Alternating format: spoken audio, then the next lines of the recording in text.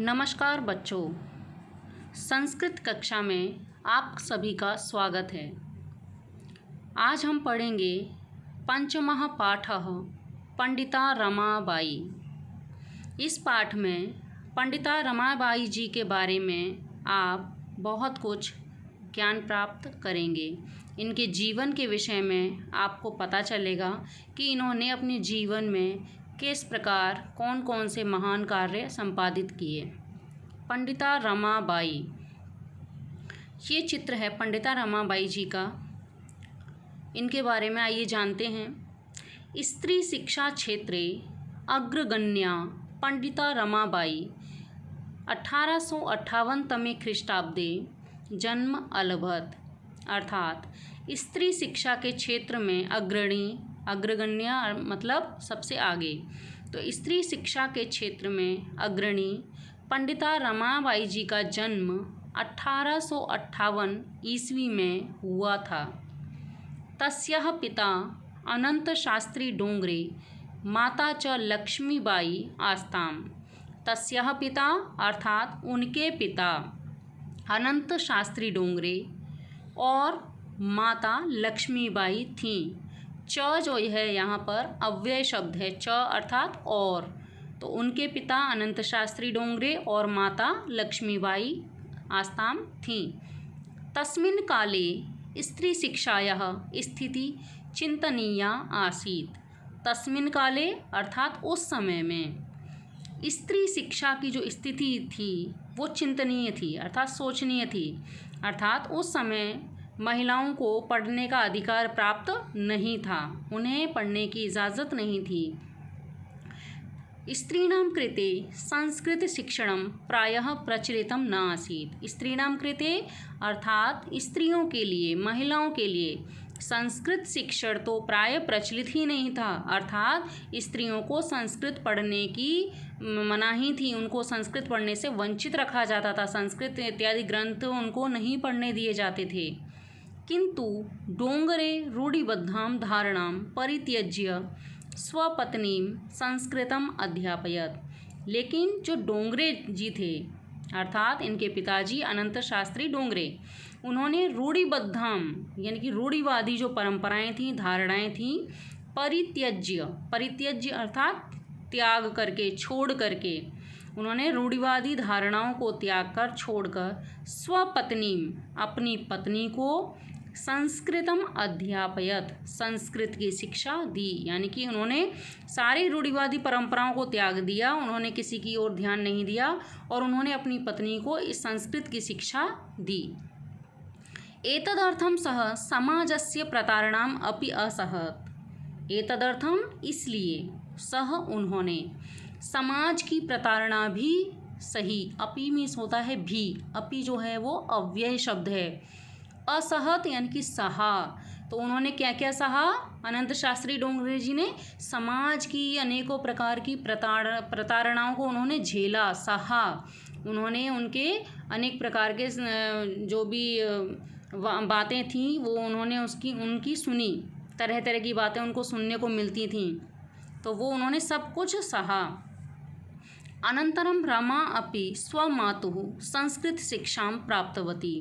अनंतरम यानी कि इसके बाद में रमा ने भी, अर्थात ये जो रमाबाई थीं, इन्होंने भी स्वमातुः अपनी माता से संस्कृत की शिक्षा प्राप्त की। इनकी माता जो थी वो पढ़ी लिखी थी, संस्कृत का ज्ञान प्राप्त था, तो रमाबाई ने भी बचपन से अपनी माता से संस्कृत की शिक्षा प्राप्त कर ली।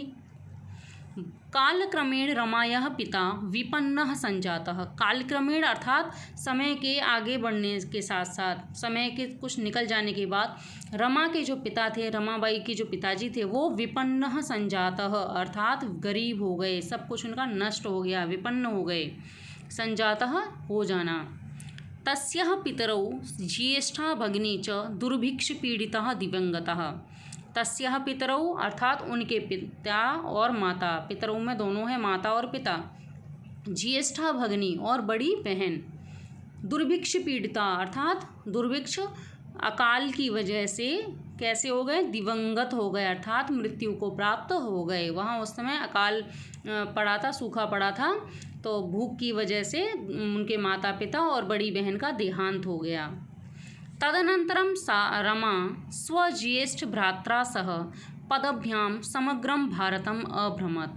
तदनंतरम अर्थात उसके बाद रमाबाई जी ने स्वज्येष्ठ भ्रात्रा अर्थात स्व मतलब अपने, ज्येष्ठ अर्थात बड़े, ज्येष्ठ बोलते हैं हम बड़े को, ज्येष्ठ भगनी, ज्येष्ठ भ्राता है ना। तो उसके बाद वो अपनी बड़े भाई के साथ, सह मतलब होता है साथ में, पदभ्याम अर्थात पैरों से चल कर के, समग्रम भारतम अभ्रमत पूरे भारत का उन्होंने भ्रमण किया, पूरे भारत में वो घूमी।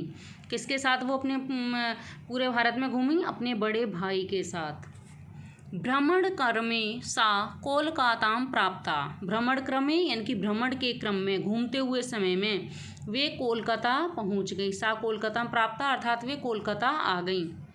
संस्कृत वैदुष्येण सा तत्र पंडिता सरस्वती चेति उपाधिभ्याम विभूषिता, और संस्कृत की विद्वता के कारण, संस्कृत का उन्हें ज्ञान प्राप्त था तो उसकी विद्वता के कारण उनको वहाँ पर पंडिता और सरस्वती इन दो उपाधियों से उनको विभूषित किया गया। विभूषिता यानी कि अलंकृत किया गया, ये दो उपाधियाँ उनको दे दी गई। उसी के बाद से उनके नाम के साथ में पंडिता रमाबाई जुड़ गया। पंडित रमाबाई के आगे, उनके नाम के आगे पंडिता ये उपाधि जुड़ गई, और सरस्वती ये उपाधियाँ उनको दो प्राप्त हो गईं। तत्रैव सा ब्रह्म समाजेन प्रभाविता वेदाध्ययनम अकरोत्, तत्र एव और वहीं पर उन्होंने ब्रह्म समाज से प्रभावित होकर वेदों का अध्ययन किया। ब्रह्म समाज एक संस्था थी जो राजा राम मोहन राय जी के द्वारा चलाई गई थी, और उसका जो विशेष काम कार्य था वो क्या था? वो सभी मनुष्यों को प्रेरित करते थे कि वेदों की ओर लौटो, अर्थात वेदों की शिक्षा पर ज़्यादा ध्यान दिया करते थे, क्योंकि वेद जो है वो हमारे क्या हैं? धार्मिक ग्रंथ हैं, हमारी धरोहर हैं, तो उन्हें हमें भूलना नहीं चाहिए। इसलिए वो वेदों पर ज़्यादा जोर देते थे। तो वहाँ पर ये ब्रह्म समाज से प्रेरित हुई, प्रभावित हो गई, और उन्होंने वेदों का अध्ययन भी कर लिया। पश्चात सा स्त्रीणां कृते वेदादीनां शास्त्राणां शिक्षायै आंदोलनं प्रारब्धवती, पश्चात उसके बाद उन्होंने स्त्रियों के लिए, महिलाओं के लिए वेद आदि शास्त्रों की शिक्षा के लिए आंदोलन उन्होंने शुरू कर दिया। इसके बाद उन्होंने क्या किया? महिलाओं की शिक्षा के लिए वेद आदि जो भी शास्त्र थे, जो भी ग्रंथ थे, उनकी शिक्षा के लिए आंदोलन शुरू कर दिया कि सभी महिलाओं को सभी वेद, सभी शास्त्रों को पढ़ने का अधिकार होना चाहिए। इसके लिए उन्होंने आंदोलन शुरू कर दिया। 1880 तमे ख्रीष्टाब्दे सा विपिन बिहारी दासेन सह बांकीपुर न्यायालय विवाहम अकरोत्, और 1880 ईस्वी में उन्होंने विपिन बिहारी दास के साथ, विपिन बिहारी दासेन सह मतलब साथ में, तो विपिन बिहारी दास के साथ में बांकीपुर न्यायालय, बांकीपुर कोर्ट में विवाह कर लिया। विवाहम अकरोत् अर्थात विवाह कर लिया। सार्धैक वर्षात् अनंतरम तस्याः पति दिवंगतः, सार्धैक अर्थात सार्ध और एक यानी डेढ़, एक वर्ष और आधा वर्ष, तो 1.5 वर्ष के बाद तस्यः अर्थात उनके पति क्या हो गए? दिवंगत हो गए, अर्थात उनकी पति की भी मृत्यु हो गई। तदनंतरम सा पुत्र्या मनोरमया सह जन्मभूमि महाराष्ट्रम प्रत्यागच्छत, तदनंतरम और उसके बाद उनकी जो पुत्री थी मनोरमा, तो उसके साथ वो जन्मभूमि जहाँ पर उनका जन्म हुआ था, तो महाराष्ट्र में उनका जन्म हुआ था, तो वे अपनी पुत्री के साथ अपनी जन्मभूमि महाराष्ट्र वापस लौट आई। प्रत्यागच्छत यानी कि प्रति आगच्छत यानी कि वहाँ पर वो वापस आ गई।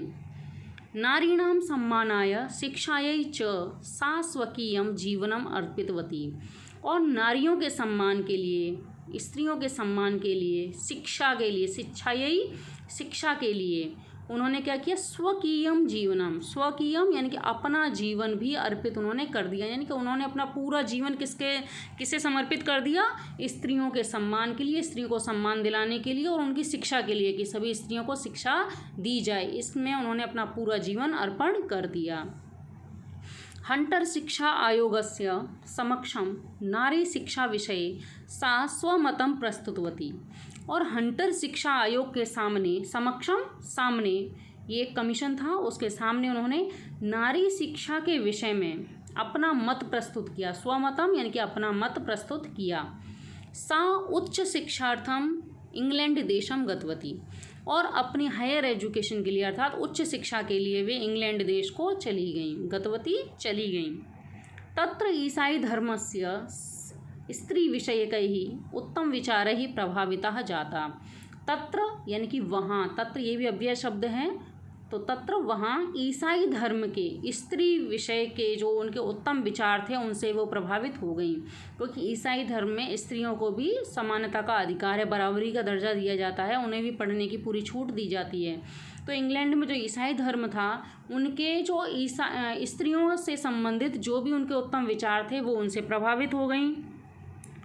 और इंग्लैंड देशात रमाबाई अमेरिका देशम अगच्छत, और इंग्लैंड देश से रमाबाई कहाँ चलेंगी? अमेरिका देशम, अमेरिका देश अगच्छत आ गई। वहाँ से इंग्लैंड देश से वो कहाँ आ गई? अमेरिका आ गई।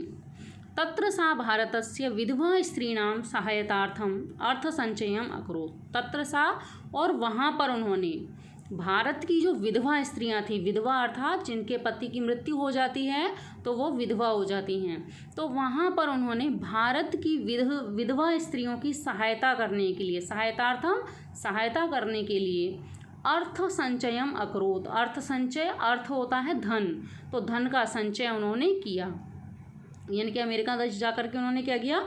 भारत की विधवा स्त्रियों की सहायता करने के लिए उन्होंने धन का संचय किया, धन इकट्ठा किया। अकरोत् मतलब किया। भारतम प्रत्यागत्य मुंबई नगरे सा शारदा सदनम स्थापयत, और भारतम प्रत्यागत्य प्रति आगत्य यानी कि प्रतिधन आगत्य, तो भारत में वापस आकर के मुंबई नगर में उन्होंने शारदा सदन की स्थापना की। स्थापयत शारदा सदन की स्थापना की। अस्मिन् आश्रमे निस्सहायाः स्त्रयः निवसन्ति स्म। अस्मिन् आश्रमे, इस आश्रम में, यानी कि ये शारदा सदन क्या था? एक आश्रम था, और इस आश्रम में निसहाय यानी कि असहाय जो स्त्रियां होती थी वो निवास करती थी। निवसन्ति स्म मतलब निवास करती थीं। तो यानी कि इन्होंने एक आश्रम की स्थापना की जहाँ पे बेसहारा स्त्रियां रहती थीं। तत्र स्त्रियः मुद्रण टंकण काष्ठकलादीनांच प्रशिक्षणं लभन्ते स्म। तत्र अर्थात वहाँ पर स्त्रियां क्या करती थी?